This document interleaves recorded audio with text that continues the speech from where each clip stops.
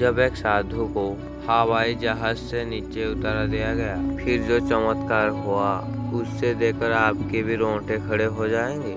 इस घटना की शुरुआत करने के पहले आप सच्चे महादेव की भक्त हो तो कमेंट पर लिखना हर हर महादेव। यह घटना है 2 मई 2022 की, जब दिल्ली में एक साधु विचरण कर रहे थे जिनका नाम आचार्य नर्मदेश्वर महाराज था।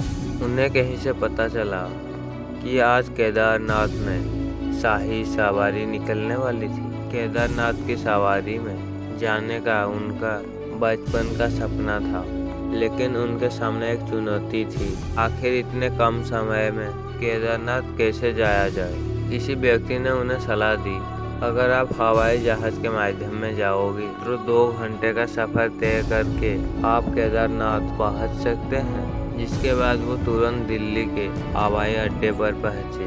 उन्हें ऐसा लग रहा था ट्रेन में उससे कोई टिकट नहीं मांगता, उसी प्रकार से हवाई जहाज में भी वो सफर कर लेंगे। लेकिन ये उनकी बहुत गलतफहमी थी और चेक इन काउंटर पर टिकट ना होने की वजह से उन्हें वहीं पर रख दिया गया और जलील करके वहां से भगा दिया गया। जिसके बाद उन साधु महाराज को बहुत क्रोध आया और देहरादून जाने वाली उस फ्लाइट में वे नहीं बैठ पाए।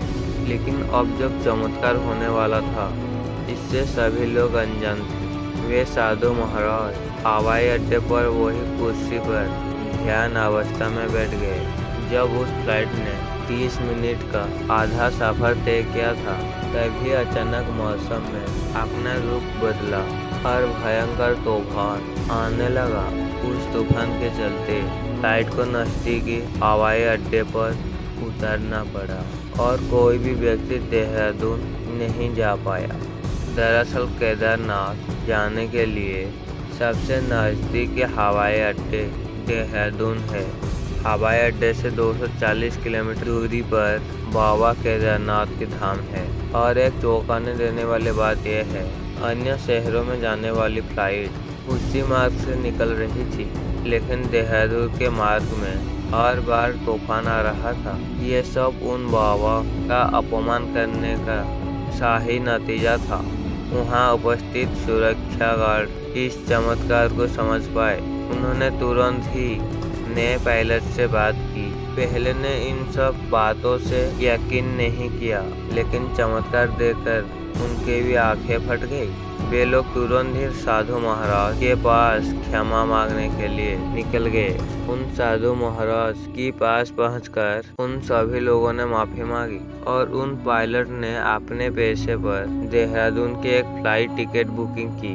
साधु महाराज को अगली फ्लाइट पर बैठाया। सबसे बड़ी चमत्कारी बात तो यह थी, उस फ्लाइट के मार्ग में कोई भी तूफान नहीं आ रहा था। वो बहुत अच्छी तरीके से देहरादून के हवाई अड्डे पर लैंड किया। देहरादून पहुंचने के बाद सबसे पहले ऊखीमठ पहुंचे, क्योंकि वहीं से शाही सवारी की शुरुआत होनी थी। लेकिन समय तो बीत चुका था। जब ये साधु महाराज ऊखीमठ पहुंचे, अब उन्होंने पाया शाही सवारी में बड़ा विलम्ब हुआ है। दरअसल यहाँ पर भक्त भगवान की नहीं, बल्कि भगवान अपने भक्त की प्रतीक्षा करते हैं। उन साधु महाराज के आते ही ऊखीमठ से शाही सवारी की शुरुआत हुई, जो 3 मई को पाटना, 4 मई को गौरीकुंड और 5 मई को श्री केदारनाथ धाम पहुंची। इस घटना को लेकर आप क्या विचार रखते हैं? कमेंट सेक्शन पर आपका राय जरूर दें।